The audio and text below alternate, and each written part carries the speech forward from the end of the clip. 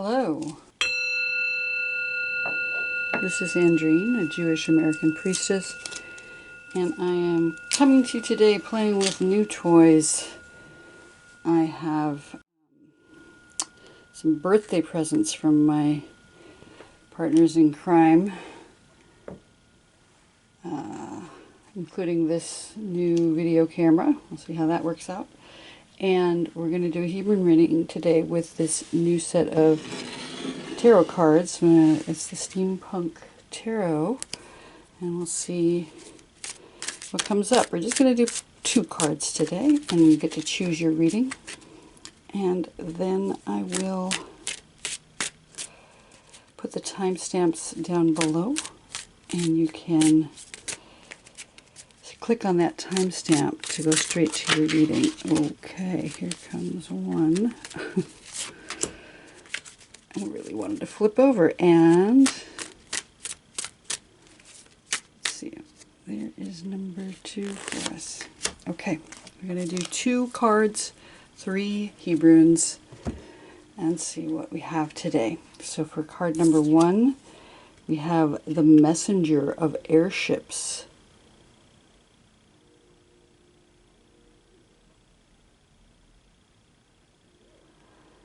And for card number 2, we have the 7 of Airships.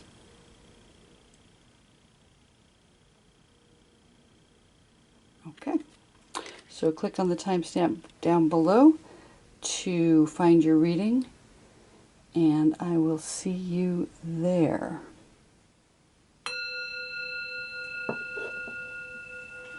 All right, card number 1, for those of you who chose the Messenger of Airships.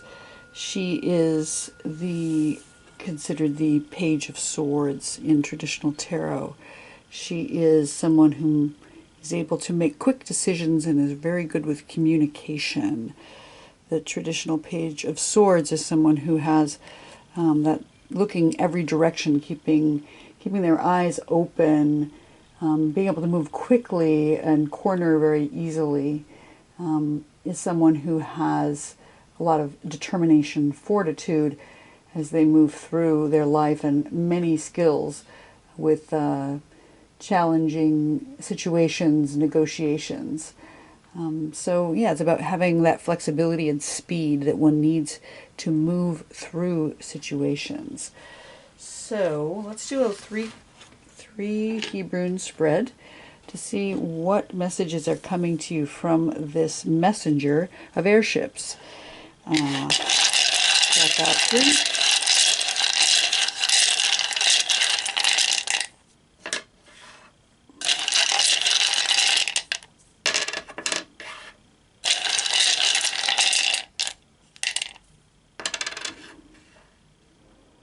Okay, this is great. Okay, so our reading today is, it seems to be talking about our current situation, being able to see clearly.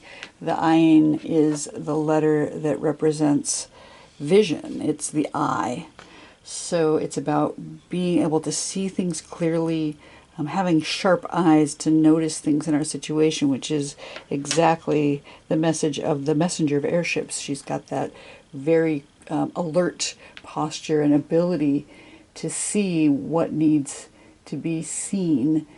It is the number 70 in Gematria, so it corresponds to this idea of an ultimate completion of a thing. We have this number 7, meaning the 7 days of creation, and 7 times 10 is sort of like 7 on steroids. So we have this ultimate completion that's happening. So it's about sight and divine oversight, and also completion. It does correspond to the foundation of laughter in the version of the Sefer Yetzirah that I studied from Rabbi Jill Hammer. So this idea of being able to see things and laugh at it, being able to really notice what's happening and find the joy in that. It is also connected with the tribe of Dan, and Dan in Hebrew means judgment. So as I see it, with corresponding to the tarot cards, the Ayin goes with judgment card. So it's about this ultimate completion, this review, and this rite of passage. So as we're going into our situation here with this reading with these three Hebrunes, what we are seeing is that the central issue that we are dealing with is this ability to see, this ability to really hone in on what's happening and see our way through to an ending, but also knowing that we are watched over by divinity in our situation. And the central Hebrune in our spread talks about what is the challenge or fear in our situation. And what we have here is the Ein Sof. And the Ein Sof is that rune that I leave in each set that is the blank. I love that it actually looks like a little bit of an eye looking out of the center of it.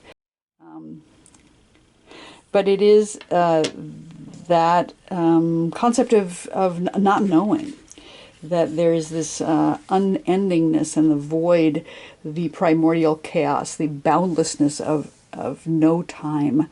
And that can be a little stressful for people who are looking for what's next, or what should I do, or what's coming at me. And if you can't see anything because there's nothing to be seen, it can be quite stressful to not be able to see what you're expecting or what you're looking for. And maybe there's just this emptiness of time right now, this open space, and that it's time to just be in that unknowing place. Although that's challenging and frightening, it is important right now to sit with the unknown, the unknown. And our final Hebrune in our reading is the outcome or consequences given the current situation. And we have the letter He, which is about presence. It is the first letter of the word Hineni, which means here I am. And it also has to do with a sense of sight. So it again is about vision, being able to see, actually having a sense of sight, as opposed to just looking for whatever it is we're trying to find, to actually seeing. And it's about availability for service, being able to maneuver, it's about light and about action. And it corresponds to this month, the month of Nisan, the constellation of Aries and the tribe of Judah. So it's beautiful that we've got this as our outcome, because it does speak to, if we're looking and being hyper alert, hyper aware perhaps, but there's a fear because we can't see what's coming, we can rest assured that we will come to a place of presence. It will come to a place of availability for service, rather than trying to act of our own accord, to really submit and turn over our will to whatever is happening and be available for whatever appears next. Not being attached to what direction we're going, but just saying, Hineni, I am here, I am prepared, I am ready to do. And then continue to listen, continue to try to see what is the next right thing to do. And that brings us to the present. It brings us to the now. It brings us to this month of Nisan, right now, right here. It is two of the letters of the divine name, the Yud He Vav He. So we have the He twice, indicating that presence is an incredibly important part of divinity, that we need to plant that seed, be present, connect, and be present again in the name of the divine. And the tribe of Yehuda, Judah, is spelled Yud He Vav Dalet He. So it's got that same divine name within it. The Yud, which is the seed, the He, which is the presence, the Vav, which is connection, and the Dalet, which is the doorway through which we end up here in the present again. And I love that. I love that we have the sight twice, and I love that we have the blankness in the center with our messenger of airships who is trying to see their way through this tricky situation, and in the end ends up just having to be okay with the unknown and remain present for the next service. So for those of you who chose the messenger of airships, this has been your reading today. I hope you enjoyed it. Please do like and subscribe to this channel if you enjoy these readings, because I'd love to do more for you. And if you're interested in purchasing the Hebrunes, which come with a little booklet that I've written, please do check out my link in the description box to get your own set. I've just restocked my store, so that's exciting. Thank you so much, and we'll see you here next time. Shavua Tov.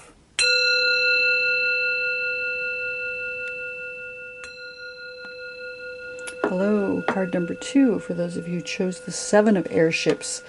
The Seven of Airships is the card that corresponds to the Seven of Swords in traditional tarot. And I'll hold it up a little closer for you all to see. It's somebody who is stealing an airship from their company. So it's got these fanciful airships drawings that I see here. And so as is in the traditional Seven of Swords, it has to do with cunning and trickery, maybe making a quick decision based on the spur of the moment, perhaps taking advantage of an opportunity to do something covert and secretive. Could be somebody who is very good at their craft in terms of spying or finding some way to glean out of a situation something that's, again, covert, something that is perhaps not legal even, but there is this idea of sneakiness that goes on with it. And we're going to pull out 3 Hebrunes today to illuminate what the message is here for you.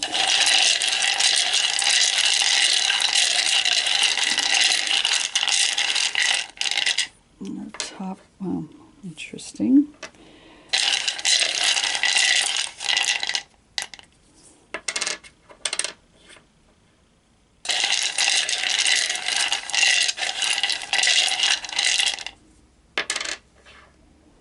Okay.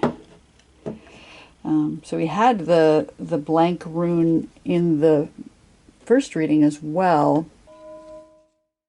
So the top position here is that which is our current situation, and as you can see, it's the blank rune, the Ein Sof. And the Ein Sof is about that timeless place, the void, the primordial chaos, boundlessness. And it is our current situation, is that we have maybe something unknown going on here, something, again, covert, something that we can't quite see what's happening. Why is this opportunity being presented? Why are we making these choices? It's the infinite. It's this time before time. And the unknown, this idea of contraction and tzimtzum. There is a concept within Judaism that the divine, when they decided to make the universe, needed to contract themselves and make themselves smaller in order to create space for creation. And that creation of space coming up with the blankness so that we have room for creation is the concept of tzimtzum, that contraction that happens before creation, before birth. On a scientific method, that looks like the divine contracting down into one point and then exploding out into everythingness. So the idea of the Big Bang is that contraction down into one point.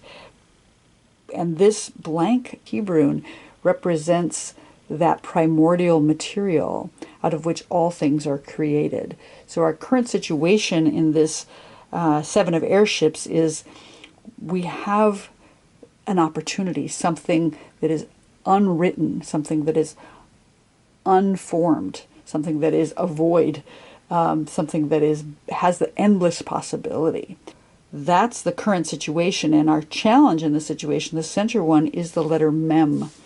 The letter Mem is one of our mother letters, and it is the mother letter of water. So it's about emotion and flow. It can be about transformation and cleansing. And on a big picture, the letter Mem is the number 40, which corresponds to the 40 weeks of gestation in the human body. So it's about gestation. It's about not birth, but about pregnancy. It's about having to wait. So the challenge or fear in our situation is that we have some waiting to do, despite the fact that we have this blank page, this blank slate. It does require a period of time, in this case 40 weeks, for something to come to birth. And that can be really challenging to have to wait that out. Because this does have to do with water and emotion, it also corresponds to home, the deep, which is also a piece of the void. The deep that is there before creation, before the continents were formed, before humans and animals and plants even existed. There was this blank, deep space out of which creation arose. So that's still, even though it's our current situation, it's also our challenge. Maybe a deep emotional place, because water does represent emotions.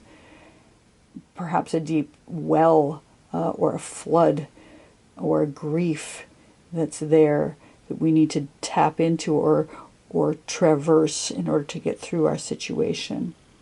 Mem is also the letter that is sometimes affiliated with the Torah itself, because it is water. It nourishes us in the desert places. So when we're traveling through a blank spot, we'll need water in order to survive. So there's this idea that Torah is that nourishment that helps us get through these dark places, these unknown places, these frightening times. So tapping in deep to one's own well of knowledge and tradition may be very valuable at this time. And our final letter in the reading is the letter Kaf. And that is what our outcome might be given the current circumstances. And Kaf is about the palm of a hand or the sole of a foot. And it corresponds to the idea of power. Koach, the word that means power in Hebrew, begins with the letter Kaf, as does the word Keter, which means crown. So there's something about sovereignty and there's something about power here. It is the binary transformation of wealth and poverty as well. So perhaps the stealing that's going on or the sneakiness that's going on is trying to compensate for feeling impoverished right now, and it will give you possibly financial stability and wealth. But because of this sneakiness is going on here, it maybe give you a little bit of spiritual poverty, because it's unethical, the thing that's being done in this card. There is this concept of giving and receiving, and there's a certain time to take what is rightfully yours, whether or not it belongs to you or not. And yet on some level, I think it's important to acknowledge that there are consequences for the actions of taking what isn't legally one's own. The letter Kaf corresponds to the sun in the sky. It rules over the sun in the sky. So that source energy is there. But there's also a certain amount of oppression that can come with too much sun. So there may be a need for shelter. And Kaf often speaks to having that palm of the divine sheltering us from the sunlight. Right now there's a lot of unknown and blankness going on, and gestation and waiting. But in the end, there will be a certain amount of power that is afforded us, and we get to choose what we're going to do with that power. Are we going to use it to do what is right and good and ethical, or are we going to do something that is perhaps questionable? Or are we in a situation where someone is oppressing us and it's time to break free and find our own sovereignty in the situation? So we've started out with this blank space, this unknown time, that this is where we're sitting right now. There is going to be a time of gestation cleansing, perhaps, and nourishment coming from the well that may be a little trying, maybe a little frightening and challenging to wait, and also to find the nourishment and the sustenance that we need right now. But in the end, we will have an opportunity for power. We'll have an opportunity for exchange of giving and receiving. And when we do, we'll find the right way to travel, the right direction to go, make the best choices for ourselves in whatever situation we are being asked to face. So for those of you who chose the Seven of Airships, this has been your reading today. I hope you like and subscribe to my channel. And if you're interested in purchasing the Hebrunes themselves and the little booklet that I have created talking about each of them, then you can check out the link in the description box below. I just restocked my store, so you are welcome to purchase them there. And I wish you a Shavua Tov. I hope you have a beautiful week, and I will see you here next time.